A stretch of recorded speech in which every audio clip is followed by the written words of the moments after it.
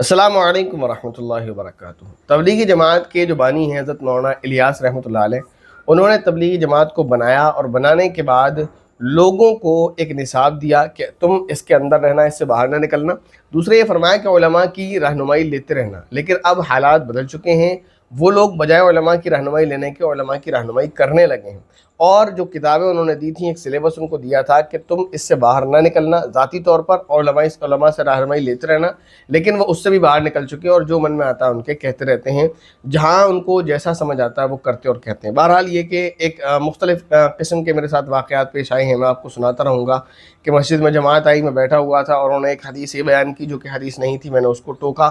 تو بعض مرتبہ کچھ لوگ ایسے ملے کہ جنہوں نے خاموشی سے اور سکون سے اس بات کو تسلیم کر لیا، کچھ لوگ ایسے ملے کہ جنہوں نے تسلیم نہیں کیا کہ نہیں ہم تو سنتے کہتے آئے ہیں، تو یہ بڑی جہالت کی بات ہے۔ کچھ لوگ ایسے تھے جنہوں نے اور جگہ تحقیق کرنے کے بعد اس بات کو قبول کیا۔ بہرحال انہی میں سے ایک واقعہ ہے، بدھ کے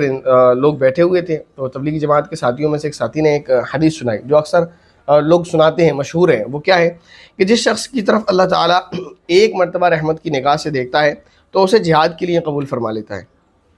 اور جس کی طرف 10 بار رحمت کی نگاہ سے دیکھتا ہے تو اسے حج کے لیے قبول فرما لیتا ہے،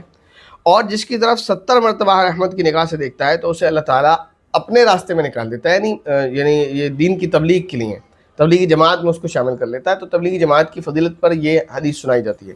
یاد رکھیں یہ روایت ثابت نہیں ہے، اس کو حدیث مان کر آگے بیان کرنا یہ گناہ ہے، ایسا نہیں کرنا چاہیے، اس سے احتراز کرنا چاہیے۔ ہاں اگر کوئی اپنے طور پر کہتا ہے تو وہ اس کا اپنا کہنا ہوگا، جس کا کوئی اعتبار نہیں ہوگا، کیونکہ کسی کی اپنی بات کا کوئی اعتبار نہیں، کسی کے اپنے کہنے سے اس بات کا کوئی ثبوت نہیں ہو جائے گا کہ اللہ تعالیٰ کس کی طرف رحمت کی نگاہ سے کتنی مرتبہ دیکھتا ہے۔ لیکن یہ بات صحیح ہے کہ یہ حدیث ثابت نہیں ہے، اس کو حدیث کہہ کر آگے بیان نہیں کرنا چاہیے۔ السلام علیکم ورحمۃ اللہ وبرکاتہ۔